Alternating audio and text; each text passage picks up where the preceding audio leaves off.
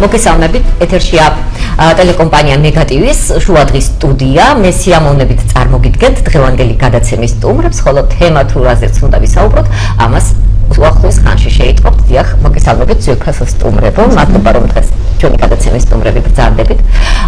ეს გახლავთ ქალბატონი ნანა ყურაშვილი, პინის პროექტების მენეჯერი. ქალბატონი ნანა თეონა ფურცხვანიძე, პინის პროექტის კოორდინატორი და მარიეტა ლეთოდიანი, გახლავთ მწვანე რეგიონების წარმომადგენელი. როგორც ტელემაყურებლებს ვუთხარი ქალბატონ ნანა, პროექტის შესახებ თქვენ გვესაუბრებით და მინდა რომ დაგითმოთ სიტყვა რა თქმა უნდა. მთავარი მიზანი, რისთვისაც ჩვენ შევიკრიბეთ, ეს არის სოციალური მიმართულებების ირგვლივ ჩვენ ვიმუშაოთ უფრო ნაყოფიერად, ეფექტურად, რათა მდგომარეობა გაუმჯობესდეს ჩვენი მოსახლეობის და მცხოვრებლების და მინდა დაგითმოთ სიტყვა. მადლობთ, მოგესალმებით, მივესალმებით ტელემაყურებლებს.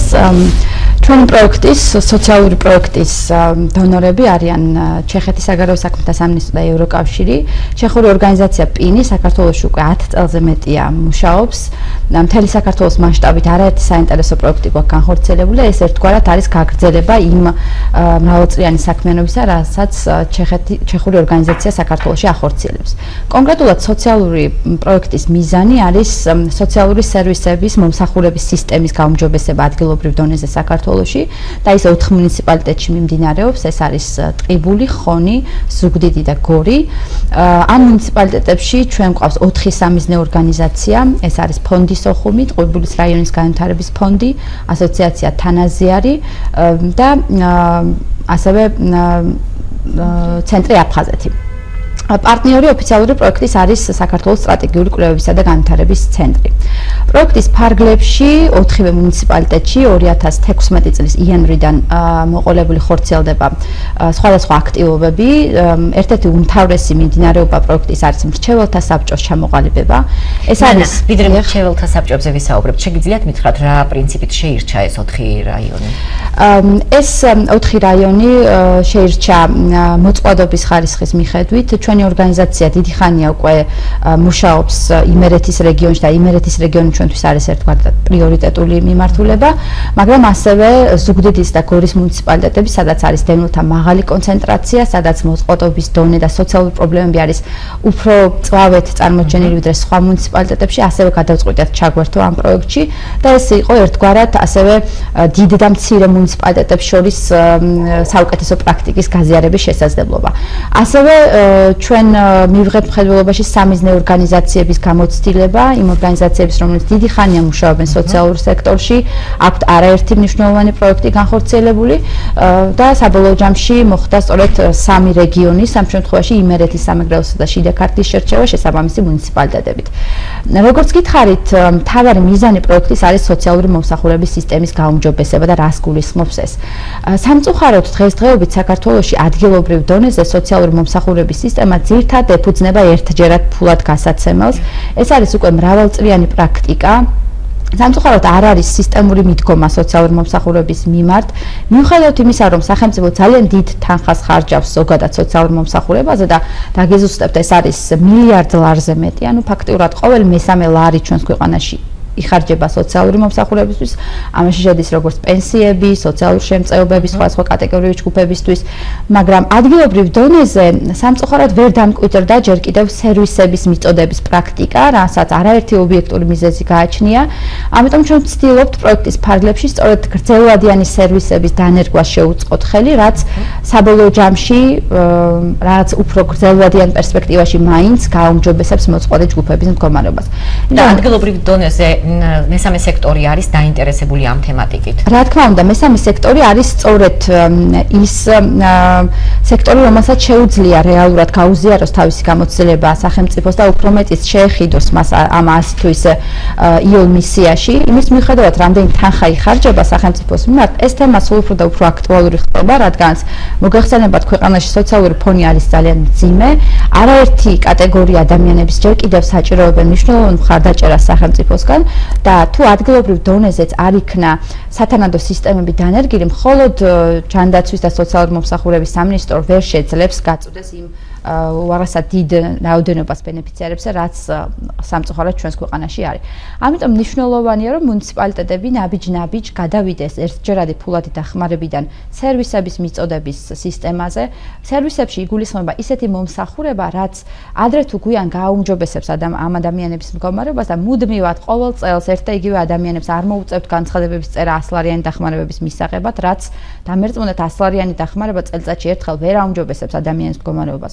მეორეს მხრივ ეს მუნიციპალიტეტის ბიუჯეტისთვის ძალიან მძიმე ტვირთია.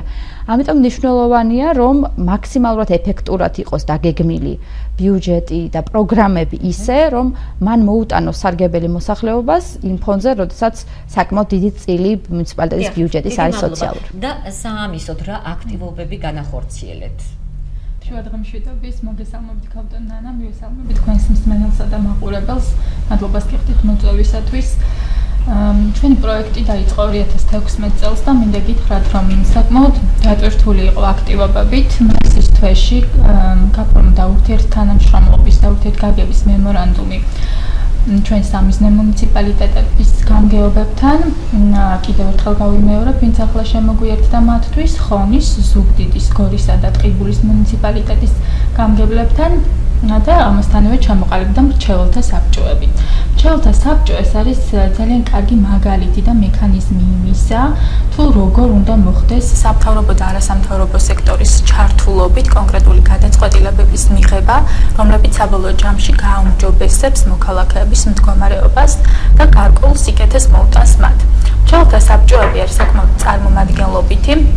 მასში გაწევრიანებული არიან გამგებლები, გამგებლის მოადგილეები, ასევე საკრებულოს წევრები, სოციალური მომსახურების სააგენტოს ტერიტორიული სამსახურების ხელმძღვანელები და სამოქალაქო საზოგადოების არასამთავრობო ორგანიზაციების წარმომადგენლები, უშუალოდ ისინი, ვინც ახორციელებენ საქმიანობას ტყიბულის, ხონის, ზუგდიდისა და გორის მუნიციპალიტეტებში და მუშაობენ სხვადასხვა, ესე ვთქვათ, მოწყვლად ჯგუფებთან. რამდენად ჩართულია ადგილობრივი ხელისუფლება ამ პროექტების განხორციელების პროცესში? დაარსების დღიდან დღემდე ჩატარდა უკვე 10 საბჭოს სხდომა და გულწრფელად შემიძლია გითხრათ, რომ ყოველ სხდომაში აქტიურ მონაწილეობას ღებულობს ადგილობრივი თვითმმართველობა და ისინი ამაში მონაწილეობენ არა იმიტომ, რომ ეს შეხვედრისთვის ჩატარდეს და სხდომა სხდომისთვის, არამედ იმიტომ, რომ რეალურად მათ აქვთ გადაწყვეტილების მიღების კარგი მექანიზმი, შესაძლებლობა, ძალა და ის საკითხები, რაც საბჭოს სხდომაზე განიხილება, ბუნებრივია,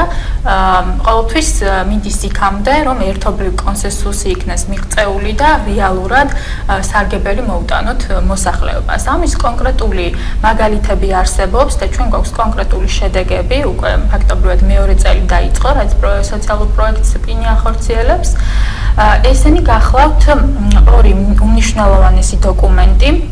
ერთი ეს არის ადგილობრივი სოციალური ჩართულობის სტრატეგია, რომელიც 2017-18 წლებისთვის გაიწერა და მეორე დოკუმენტი ეს გახლავთ 2017 წლის სამოქმედო გეგმა. 2017 წლის სამოქმედო გეგმა ფაქტობრივად არის უფრო დაკონკრეტებული დოკუმენტი იმისა, ძირითადი სტრატეგიული მიზნებისა და ამოცანებისა, რაც სტრატეგიაში გაიწერა. ბუნებრივია, როდესაც ჩამოყალიბდა მრჩეველთა საბჭოს წევრები და დაკომპლექტა მათ ჰქონდათ სხვადასხვა გამოცდილება საბჭოში მუშაობის არასამთავრობო სექტორს ბუნებრივია სხვა გამოცდილება აქვს სოციალურ სფეროში მუშაობის, ამიტომ მათთვის შესაძლებლობების გაძლიერების მიზნით შევთავაზეთ ტრენინგ კურსი. და ვიდრე ჩამოყალიბდებოდა სოციალური ჩართულობის სტრატეგია, ჩატარდა ინტენსიური ტრენინგები, როგორც სტრატეგიის შემუშავების საკითხზე, ასევე სამოქმედო გეგმის შემუშავების თემებზე. საბოლოო ჯამში მივიღეთ ჩვენ ძალიან კარგი პროდუქტი სტრატეგიის და სამოქმედო გეგმის სახით, რომლის განხორციელებასაც ჩვენ 2017 წლის იანვრის თვიდან შევდებით და ამისთვის საგრანტო კონკურსი გამოვაცხადეთ. თუ თუმცა ვიდრე საგრანტო კონკურსს შევეხებოდეთ, აუცილებლად მინდა აღვნიშნო ის გამოცდილება, რაც საბჭოს წევრებმა ჩეხეთის რესპუბლიკაში პრაღაში სასწავლო ვიზიტის შედეგად მიიღეს.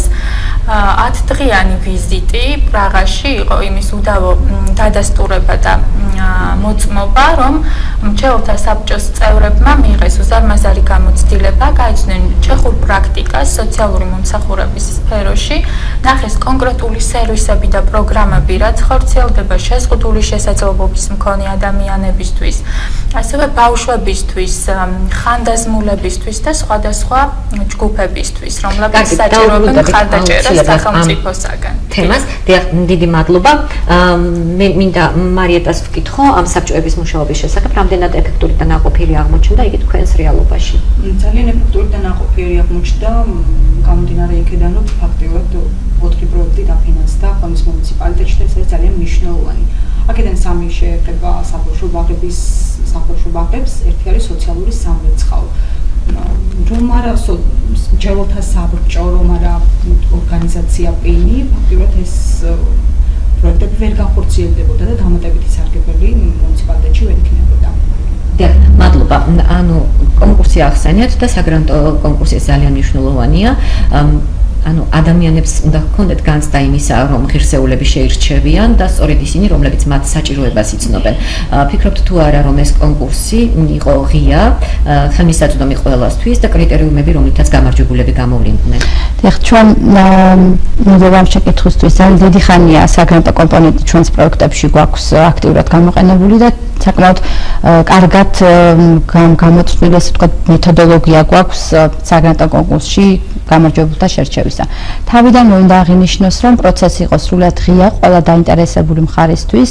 სპეციალურად საგრანტო კონკურსის გამოცხადებისთანავე მოეწყო ტრენინგები პროექტების წერაში და ყველა იმ საინიციატივო ჯგუფს თუ ორგანიზაციას, ვისაც ქონდა რაღაც იდეა, როგორ გაემჯობესებინა სოციალური სერვისები ამ 4 მუნიციპალიტეტში, ქონდა შესაძლებლობა აემაღლებინა უნარჩვევები პროექტების წერაში. ანუ ეს არ იყო წინააღმდეგობა ადამიანებისთვის ტექნიკური უნარჩვევების არარსებობა ამ კონკურსში მონაწილეობის მისაღებად. გარდა ამისა, ჩვენ ექსპერტებმა, ჩვენმა საველე კოორდინატორებმა მუშაობის პროცესში ძალიან დიდი დახმარება გაუწიეს თითოეულ აპლიკანტს. მთავარი კრიტერიუმები იყო სამოქმედო გეგმასთან შესაბამისობა, რადგანაც როგორც უნდა აღნიშნა, სამოქმედო გეგმამ განსაზღვრა ის ძირითადი მიმართულებები, ის ყველაზე მწვავე საჭიროებები, რაც არსებობდა ამ 4 მუნიციპალიტეტში და აუცილებელი იყო, რომ პროექტები ყოფილიყო მათთან შესაბამისობაში, წარმოედგინათ ნათელი და რეალისტური გეგმა, თუ როგორ განახორციელებდნენ თავიანთ სოციალურ სერვისებს, ასევე მნიშვნელოვანი იყო ბიუჯეტის ხარჯეფექტურობა, განხორციელებელი ჯგუფის გამოცდილება და ასევე მისასალმებელი იყო ინოვაციური სერვისების დანერგვა, ან უკვე აპრობირებული და გამართლებული მომსახურების სისტემის გავრცობა სხვა ბენეფიციარებისთვის. უნდა აღინიშნოს, რომ ეს კონკურსი იყო თანაბრად ღია როგორც თვითმმართველობის წარმომადგენლობისათვის, უშუალოდ სოцсამსახურებისთვის, ასევე მათი აიპებისთვის, ასევე არასამთავრობო ორგანიზაციებისთვის და ასევე აუცილებელი იყო თანადაფინანსება, მაგრამ მხოლოდ თვითმმართველობის მხრიდან წარმოდგენილი პროექტებისთვის. რამდენიმე ეტაპად განხორციელდა შერჩევის პროცესი, როგორც გითხარით, მას შემდეგ რაც შემოიტანეს განაცხადები დამატებით, ყველა მიიღო კონსულტაცია იმისთვის, რომ გაეუმჯობესებინათ თავიანთი განაცხადები, ჩაესწორებინათ ბიუჯეტები, თუ რაიმე ტექნიკური გაუმართავება იყო, ამის გასწორების შესაძლებლობასაც იძლეოდა ჩვენი ექსპერტთა გუნდი, ასე რომ საბოლოო ჯამში კომისიის წინაშე წარდგა საკმაოდ გამართული განაცხადები, 51 განაცხადი შემოვიდა ძალიან საქართველოს 4 მუნიციპალიტეტის მასშტაბით და ჩვენ ყავდა დამოუკიდებელი კომისია, რომელშიც 5 გამოცდილი ექსპერტი იყო ჩართული და კომისიამ 17 პროექტს გაუწია რეკომენდაცია დაფინანსებისთვის. ძალიან საინტერესო ინიციატივები შემოვიდა 4 მუნიციპალიტეტიდან. მიხარია, რომ ეს 17 პროექტი ნამდვილად გააუმჯობესებს იმ ადამიანების, იმ მოწყვლადი ჯგუფების მდგომარეობას, რომელსაც ყველაზე მეტად სჭირდება ჩვენგან და თვითმმართველობისგან ასეთი დახმარება. მე რამდენიმე მაგალითს მოგიყვანთ. ზუგდიდის მუნიციპალიტეტში დაინერგება ძალიან საინტერესო სერვისი, მობილური შინმოვლის სერვისი, სადაც თავად მუნიციპალიტეტის სოცსამსახური განახორციელებს ადგილზე მოხუცების მარტოხელა მოხუცების მომსახურებას. ისინი შეიძენენ დიდ ფურგონს, რომელშიც იქნება დამონტაჟებული სარეცხი მანქანა, ჰიგიენის საშუალებები და ადგილზე მოხალისეებთან და მედდასთან ერთად ამ მოხუცებს გაეწევათ სხვადასხვა სახის დახმარება. კერძოდ მოხალისეებმა დაულაგებენ სახლს, შინამეურნეობაში დაეხმარებიან, დაურეცხავენ სარეს, მოაწესრიგებენ, გააკრეჭენ, გაპარსავენ და ეს არის სერვისი, რომელიც ლიტვაში განხორციელდა პირველად და მეორე იქნება ზუგდიდი, შეგვიძლია ვიამაყოთ ამით. გორში შინმოვლის სერვისები არის მოხუცებისთვის, ასევე მათი ჩართვა სხვადასხვა კულტურულ გასართობ ღონისძიებებში, რაც ასევე ძალიან მნიშვნელოვანია. ერთ-ერთი აქტუალური მიმართულება არის ახალგაზრდების ჩართვა, მათი გააქტიურება, განსაკუთრებით რეგიონებში, რაც მოგეხსენება დიდია მიგრაცია ახალგაზრდების დედაქალაქში მიდიან და როგორც წესი მე არ ბრუნდებიან. ასევე მნიშვნელოვანია დევნილთა თემატიკა. მოხალისეობის ინსტიტუტი მაინცა და მაინც არ არის ჩვენთან ძლიერი და მძლავრი. დიახ, მაგრამ ჩვენ ამ კუთხითაც მუშაობთ, ჩვენ რამდენიმე პროექტი დავაფინანსეთ სწორედ მოხალისეობის პოპულარიზაციაზე. ამას არ გავაკეთებთ ქაოტიურად, ეს იქნება სპეციალური ტრენინგ კურსი, გაეცნობიან ახალგაზრდები არს ამ საქმიანობას და რაც თავარია, მათ ექნებათ პრაქტიკული შესაძლებლობა. ასევე რაც ნიშანდობლივია ამ პროექტებისთვის, რომ ყველა ეს პროექტი რაღაცნაირად ურთიერთ დაკავშირებულია, ერთმანეთს მხარში უდგანან, მაგალითად ახალგაზრდული პროექტის მოხალისეები ერთვებიან მოხუცთა შინმოვლის პროგრამაში და იქ უწევენ დახმარებას მოხუცებს. ასე რომ მნიშვნელოვანი სიკეთე გადამდებია მოგეხსენებათ და როდესაც ესეთი სახის ინიციატივები ინერგება მუნიციპალიტეტში, მერწმუნეთ ძალიან ბევრ ადამიანს უჩნდება სურვილი, რომ გახდეს რაღაცა ამ კეთილის საქმის თანამონაწილე, მაგალითად იგივე ზუგდიდში უკვე არაერთი ადამიანი გამგეობაშიც თვითონ გთხოვს, რომ აი ერთი დღე მეც ვიქნები მოხალისე ამ მოხუცებისთვის და ახალგაზრდები მით უმეტეს არის ასაკობრივი ჯგუფი და ის კატეგორია, რომელიც ყოველთვის ღია არიან ცვლილებებისთვის, სიახლისთვის და მიხარია, რომ ასეთ პრაქტიკას ჩვენ ვამკვიდრებთ. ჩვენ არაერთი ესეთი წარმატებული მაგალითი ვქონია წინა წლებშიც, სადაც ახალგაზრდები იყვნენ აქტიურად ჩართული მოხალისეებრივ საქმიანობაში. მდგომარეობა ამ მხრივ საკუთრივ ფონდში არიან დაინტერესებული ახალგაზრდები? ფონდში არიან დაინტერესებული, თუმცა ამ პროექტის ფარგლებში კონკრეტულად მოხალისეობრივი ჯგუფი ვერ დაფინანსდა, რამდენადაც მე მაქვს ინფორმაცია, მაგრამ არის ჩართულობა ძალიან დიდი, სურვილი ძალიან დიდია, პროექტის შესახებ ძალიან დიდი ინფორმაცია აქვს. ამიტომ საფუძველში დაფინანსებული პროექტები არ გახლავთ, პრიორიტეტები გაკეთდა საბავშვო ბაღებზე, საბავშვო ბაღების კეთილმოწყობაზე. ეს საბავშვო ბაღები თქვენ იცით გახლავთ IP-ები და აქედან გამომდინარე მოხალისეობრივი ჯგუფი მანდ ვთქვათ არ არის. ერთ-ერთი პროექტი არის ჩვენი ორგანიზაციის პროექტი, რომელიც ასევე დაფინანსებულია იმის მიერ და აქაც ჩვენი ორგანიზაცია ვართ. თუმცა გარდა ამისა, რაც დაფინანსებული პროექტია, მზად ვართ სხვა მოხალისეობრივ საქმიანობაშიც მივიღოთ მონაწილეობა. კარგი, დიდი მადლობა და ყველაზე მთავარი და მნიშვნელოვანი ალბათ რომ დონორი ყოველწლიურად არ დააფინანსებს, ან შესაძლოა არ დააფინანსოს, იქნებ კი, მაგრამ ვივარაუდოთ რომ არა. არის თუ არა ადგილობრივი ხელისუფლება მზად ადგილებზე იმისთვის, რომ თავიანთ ბიუჯეტებში გაითვალისწინონ სწორედ ის გამოცდილება და ის პრიორიტეტები, რომელიც შერჩეული იქნა თქვენს მიერ და პროექტები, რომლებიც წარმატებული აღმოჩნდება. ანუ როგორ ფიქრობთ თანამშრომლობა ამ კუთხით, როგორ წარიმართება? მადლობ ჩაკითხვისთვის. მრჩეველთა საბჭოში, როგორც მოგეხსენეთ, არიან გაწევრიანებული ადგილობრივი თვითმმართველობის წარმომადგენლები. 2016 წლის ბოლოს, მაშინ როცა გამოცხადდა საგრანტო კონკურსი სამოქმედო გეგმის განხორციელებაზე, თავიდანვე გამოითქვა მოსაზრება და სურვილი მრჩეველთა საბჭოს წევრების მხრიდან, რომ მომხდარიყო გარკვეული თანადაფინანსება აღნიშნული პროექტების და ეს ერთ-ერთი, ესე ვთქვათ, პრიორიტეტი იყო ჩვენი პროექტების დაფინანსების დროს. ამ ეტაპზე მიმდინარე პროექტებში 30%-იანი თანამონაწილეობა არის თვითმმართველობის მხრიდან, ადგილობრივი ბიუჯეტიდან გამოიყო აღნიშნული თანხები და რაც შეეხება კონკრეტული სერვისების გაგრძელებას, ბუნებრივია ეს საწყის ეტაპზე გაცილებით მეტ თანხას მოითხოვს ახალი სერვისის დანერგვა, ან არსებული სერვისის გაფართოება, თუმცა მის გასაგრძელებლად უკვე ანუ დიდი ოდენობის თანხები საჭირო აღარ არის და გონიურულ თანხებშიც მიუხედავად იმისა, რომ როგორც ხონის, ასევე ტყიბულის მუნიციპალიტეტების ბიუჯეტები საკმაოდ მწირია გაგრძელდეს აღნიშნული პროექტები, ამაზე შეთანხმება უკვე მიღწეულია თვითმმართველობებთან და მიმდინარეობს მუშაობა ეხება. ეს სამოქმედო გეგმაშიც არის ასახული და სტრატეგიაშიც ამბობთ. დიახ, რა თქმა უნდა, სამოქმედო გეგმაშიც სტრატეგიაშიც ეს ყველაფერი ასახულია, თუმცა დამატებით მიმდინარეობს მუშაობა იმაზე, რომ 2017 წლის პრიორიტეტების დოკუმენტში ეს თავიდანვე გაიწეროს, რათა დამტკიცების ბიუჯეტის პროექტის განხილვების და დამტკიცების დროს, ესე ვთქვათ, კითხვის ნიშნის ქვეშ არ დადგეს ეს საკითხი. მინდა აქვე დავამატო, რომ არა მხოლოდ არსებული სერვისების გაგრძელებას აპირებს მუნიციპალიტეტი. ჩვენი პროექტის ერთ-ერთი მთავარი მიგნება და აღმოჩენა იყო ისიც, რომ დამოკიდებულება შეიცვალა თვითონ თვითმმართველობის წევრების კონკრეტული სოციალური დახმარებების მიმართ. ჩვენ ყველამ ერთობლივად აღმოვაჩინეთ ჩვენი პროექტის ფარგლებში სამოქალაქო საზოგადოების ინსტიტუტის მიერ ჩატარდა კვლევა აღნიშნულ მუნიციპალიტეტებში, რომ რაზეც ნანა საუბრობდა, ძირითადად სოციალური სისტემა მორგებულია ერთჯერად ფულად გასაცემელზე და გრძელვადიანი სოციალური პროგრამების, სერვისების შექმნაზე ნაკლებად ფიქრობს მუნიციპალიტეტი.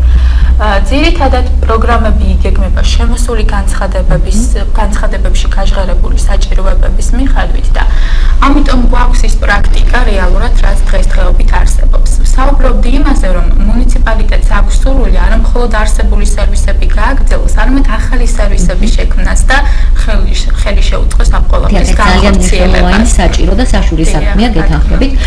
ნანამ თქვა, რომ როცა რაიონები შეირჩა, მოწყვლადი ჯგუფები იქნა, ასე ვთქვათ, პრიორიტეტად წარმოდგენილი და გათვალისწინებული უპირველესად, მათ შორის არის ტყიბულის რაიონი, როგორც თქვენ უკვე არაერთგზის აღნიშნეთ, ტყიბულის თემა წამოვიდა. იმის გამო, რომ ძალიან სამწუხარო ფაქტი მოხდა, ყველამ კარგად ვიცით ეს და ამის გამო წუხილიც გამოვხადეთ ჩვენი და სოლიდარობაც მეშახტეებისადმი და თქვენს მუშაობაში თუ გარკვეულწილად არის რაიმე კუთხით გათვალისწინებული ამ ადამიანების სოციალური ყოფა-მდგომარეობა და ასე შემდეგ, არ ვიცი რამდენად შეიძლება ის იყოს ასე. დიახ, გიპასუხებთ, ვახსენე კვლევა სოციალური სერვისების ხელმისაწვდომლობისა და საჭიროებების შესახებ ჩატარდა ეს კვლევა. ძირითადად ფოკუს ჯგუფებში გაიმართა, რომელიც დაკომპლექტებული იყო სხვადასხვა ჯგუფის წარმომადგენლების მხრიდან და მათ მიერ გაჟღერდა, რომ ეგრეთ წოდებული შახტაში დამარცხებულებისთვის მუნიციპალიტეტს არ აქვს საკმარისი პროგრამები და შესაძლებელია აღნიშნული საკითხი გათვალისწინებული იქნას 2018 წლის სამოქმედო გეგმის შემუშავების პროცესში გამომდინარე იქიდან, რომ 2017 წლის სამოქმედო გეგმაში ასახული ეს საკითხი არ არის.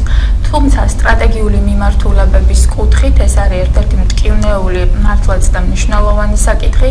ერთ-ერთი დიდი ჯგუფი არის ტყიბულის მუნიციპალიტეტში და გამორჩეული, იმიტომ რომ სხვა მუნიციპალიტეტებს ტყიბულის მუნიციპალიტეტის სწორედ ერთ-ერთი განმასხვავებელი ნიშანი ეს არის, რომ ეს დამატებითი ჯგუფი არსებობს ტყიბულში და შესაბამისად ამ საკითხზე უფრო მეტი ყურადღების გამახვილება მოხდება, ფიქრობ 2018 წლის სამოქმედო გეგმაში, რომლის შემუშავებაც სექტემბრის თვიდან დაიწყება.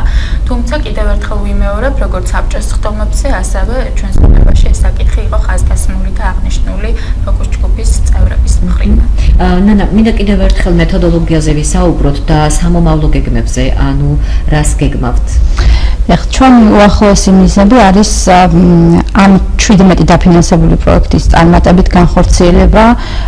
ნოემბრისთვის ბოლომდე ყველა ეს პროექტი უნდა განხორციელდეს 4 მუნიციპალიტეტში და ამის შემდეგ უკვე თვითმმართველობა მუნიციპალიტეტმა უნდა აიღონ ერთგვარად მათ პასუხისმგებლობა.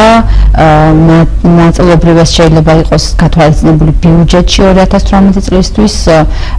არის მთელი რიგი პროექტები, რომელიც თვითკმარია და უკვე სიცოცხლის უნარიანობის საკმარისი ძლიერი გეგმა გააჩნია, რომ თავად გააგრძელონ ეს საქმიანობა.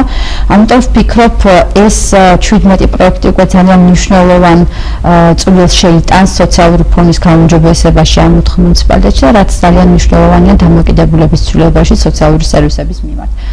ასევე არ შეიძლება ხაზი არ გაესვას იმას, რომ ჩვენ აქტიურად თანამშრომლობთ ეროვნულ დონეზე სხვადასხვა ინსტიტუციებთან, ჩვენი სამბიზნე ორგანიზაციების მეშვეობით, ქსელების მეშვეობით ვაყენებთ იმ საკითხებს, რომელთა მოგვარებაც სამწუხაროდ არ ხელეწიფება ადგილობრივ ხელისუფლებას. ერთ-ერთი ესეთი აქტუალური თემა არის დევნილთა რეფორმა, რომელიც მოგეხსენებათ ამჟამად მიმდინარეობს და საკმაოდ დიდი ნებათაღელვა გამოიწვია დევნილ მოსახლეობაში. კვლევის შედეგად გამოკვეთილ პრობლემატიკაში დევნილთა თემა იყო ყველაზე აქტუალური 4 მუნიციპალიტეტში. ამიტომ ჩვენ აქტიურად ვართ ჩართული ამ პროცესში ეროვნულ დონეზე პარლამენტის ჯანდაცვის სამინისტროს, დევნთა სამინისტროს მეშვეობით ვცდილობთ გავააქტიუროთ ეს თემა და რეფორმა დაეფუძნოს მხოლოდ და მხოლოდ საჭიროებებს კვლევას და ამის შემდეგ იყოს უკვე განხორციელებული, რომ არ იყოს ეს საზიანო დევნილი მოსახლეობისთვის. ასევე ჩვენთვის მნიშვნელოვანია, რომ ეს დადებითი გამოცდილება გაუზიაროთ სხვა მუნიციპალიტეტებს, სხვა რეგიონებს. ჩვენ უკვე მნიშვნელოვანი გეგმები გვაქვს ამასთან დაკავშირებით. ვიმედოვნებთ, რომ მივიღებთ დაფინანსებას ევროკავშირისგან, რომ გავაფართოვოთ ეს არეალი ჩვენი პროექტის საქმიანობის, ასევე უკვე პროექტის ფარგლებშივე, მაგალითად ყაზბეგის მუნიციპალიტეტმა მოგმართა თხოვნით, რომ გაუზიაროთ ეს გამოცდილება და მომავალ კვირას სამდღიანი ვიზიტით ჩვენ ზუგდიდის, გორის, ტყიბულის და თერჯოლის მუნიციპალიტეტების წარმომადგენლებს უკვე ჩავიყვანთ ყაზბეგში იმისთვის, რომ გაუზიარონ ეს დადებითი პრაქტიკა. ამიტომ რაც ძალიან სასიამოვნოა თვითმმართველობის და ზოგადად ხელისუფლების მხრიდან არის ღიაობა, მზაობა ესეთი დამოკიდებულების ცვლილებისკენ, უფრო სისტემური მიდგომის დანერგვისკენ და ვფიქრობ, ბუნებრივია არსად არ მომხდარა ეს ერთ დღეში არც ევროპაში, არც ჩეხეთის რესპუბლიკაში მათ შორის და ძალიან მნიშვნელოვანია თვითშეფასება ქალბატონ ნანა, იმიტომ სტუმრებს ვკითხო, როგორია მოლოდინი თქვენი ამ პროექტების შესახებ. თვითშეფასება დასაწყისისთვის საკმაოდ ნორმალურია, კარგია, ნახოთ იმედია, რომ კარგად ჩავატარებთ პროექტს. ფაქტიურად მოლოდინი გაამართლებს ჩვენ ესე ვფიქრობთ. დიახ, თქვენ თეორია. რაც მთავარია მზაობა არის ორივე მხარის მხრიდან, თვითმმართველობაც აქტიურად არის ჩართული ამ პროცესებში. თავად განმახორციელებელი ორგანიზაციებიც მიყვებიან დადგენილ დროის განრიგს. აქტივობები ხორციელდება ჩვეულების ამებრ დადგენილი წესით და შესაბამისად მოლოდინი გვაქვს ძალიან დიდი, გვაქვს დიდი შემართება იმისა, რომ არსებულ სერვისებს, ახალი სერვისებიც ესე ვთქვათ დავამატოთ, რაც შეიძლება მეტი ჯგუფი მოვიცოთ, მოწყობილ ჯგუფების და მეტი კატეგორია და ბევრ ადამიანს მოუტანოთ სარგებელი, კონკრეტული სარგებელი და რა თქმა უნდა ეს იყოს გრძელვადიანი და არა ვთქვათ ერთჯერადი და რაც დამეთანხმებით ალბათ რომ არაგონივრულია მათთვის დღევანდელ პირობებში. დიახ, დიდი მადლობა. ნანა, მოკლედ თქვენი მოლოდინი ამ შემთხვევაში და როგორ ფიქრობთ ამ შედეგს რა სეგმენტი იგრძნობს მოსახლეობას? ვფიქრობ, ის საქმიანობა, რაც ორგანიზაციამ, პარტნიორებმა, სამიზნე ორგანიზაციებმა, საბჭოებმა, ყველამ ერთად ჩვენ განვახორციელებთ ფაქტიურად წელიწადნახევრის განმავლობაში, ნამდვილად გვაძლევს საფუძველს იმისა, რომ გქონდეს დავიტოვოთ ღმერთწმენა იმისა, რომ ეს პროექტები წარმატებით განხორციელდება და ნამდვილად მნიშვნელოვანი წვლილი შეიტანს ამ მუნიციპალიტეტებში სოციალური ფონის გაუმჯობესებაში. სეგმენტი, რომელიც იგრძნობს ამ ყველაფერს, არის უშუალოდ ბენეფიციარები ამ პროექტების, ბავშვები, ახალგაზრდები, მოხუცები, შეზღუდული შესაძლებლობების მქონე პირები, დევნილები, რადგანაც ყველა ჩვენ ვინც ვართ ჩართული ამ პროექტში, ვიზიარებთ ერთიან ღირებულებებს და ჩვენთვის თავარი ღირებულება არის სწორედ ადამიანი, მათი მდგომარეობის გაუმჯობესება და ამ სულისკვეთებაში ჩვენ ვართ ერთიანი. იმედი მაქვს, რომ ეს საქმიანობა იქნება გრძელვადიანი ეფექტის მომცემი და საბოლოო ჯამში ნამდვილად შეუწყობს ხელს ამ ადამიანების ცხოვრების გაუმჯობესებას. დიახ, მადლობა ნანა. ვფიქრობ, რომ ტელემაყურებლებს ძალიან საინტერესო ინფორმაცია მივაწოდეთ. რადგან ძალიან მნიშვნელოვანია სოციალური ფონი გაუმჯობესდეს ამ ქვეყანაში, იყოს მდგრადი ეკონომიკური მდგომარეობა და შესაბამისად დაცული იყვნენ ის ადამიანები, რომლებსაც სჭირდებათ სოციალური სერვისები. თქვენ ბრძანეთ, რომ ამ პროექტებით ხელი შეეწყობა ასევე იმ არასამთავრობო ორგანიზაციებს, რომლებიც აი ამ კუთხით მუშაობენ და ეს იქნება ძალიან საინტერესო და საჭიროც ალბათ ისინი გააქტიურდებიან და ადგილობრივი ხელისუფლების მხარდაჭერა რა თქმა უნდა ძალიან მნიშვნელოვანია. მე წარმატებას გისურვებთ. იმედი გვაქვს არაერთგზის შევხვდებით ამ თემაზე ერთმანეთს და მოუყვებით ადამიანებს იმ წარმატებების შესახებ, რომელსაც ამ პროექტების განხორციელების შედეგად მივიღებთ. თუმცა ასევე ძალიან მნიშვნელოვანია კიდევ ახალი საჭიროებების გამოვლენა და თუ კი ტელემაყურებლები შეეცდებიან მოგვაწოდონ თავიანთი ხმა, თუ კი მათ რა ძირითადი მნიშვნელოვანი საჭიროებები აქვთ, რა პრობლემები აწუხებთ, სწორედ სოციალური კუთხით, ძალიან მნიშვნელოვანი იქნება, იმიტომ რომ ზუსტად ვიცით თქვენ გაითვალისწინებთ ამას ყველაფერს და კიდევ ერთხელ გისურვებთ წარმატებას. მადლობას ვუხდით ტელემაყურებლებს ყურადღებისათვის. მე სიამოვნებით წარმოგიდგენთ დღევანდელი გადაცემის სტუმრებს. ქალბატონი ნანა ყურაშვილი, პინის პროექტების მენეჯერი გახლავთ და ქალბატონი თეონა ფურცხვანიძე, პინის პროექტების კოორდინატორი. მარიტა ლეთოდიანი წარმოადგენს მწვანე რეგიონებს ქალაქ ტელეფონიდან. დიდი მადლობა კიდევ ერთხელ. მადლობა. ბრძანებისას. ნახვამდის მომავალში. ნახვამდის.